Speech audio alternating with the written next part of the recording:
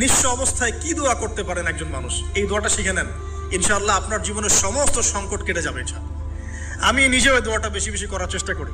দোয়াটা হচ্ছে, মুসা আলাইহিস সালাম একটা গাছের নিচে হেলান দিয়ে বসলেন, বসে দেখলেন দুইজন মেয়ে দাঁড়িয়ে আছে দূরে, পানি নিতে পারছে না। লোকজন পানি নিয়ে যাচ্ছে, ওরা দাঁড়িয়ে আছে বেচারি। মুসা আলাইহিস সালাম গিয়ে বললেন, কি সমস্যা আপনাদের?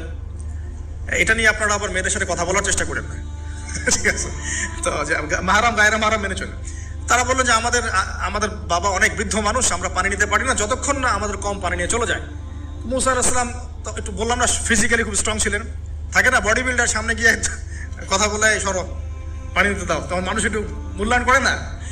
তো মুসা আলাইহিস সালাম এভাবে পানি নিয়ে দিলেন এবং বাছুরদেরকে পানি পান করালেন, করিয়ে গাছের নিচে এসে বসে আছেন।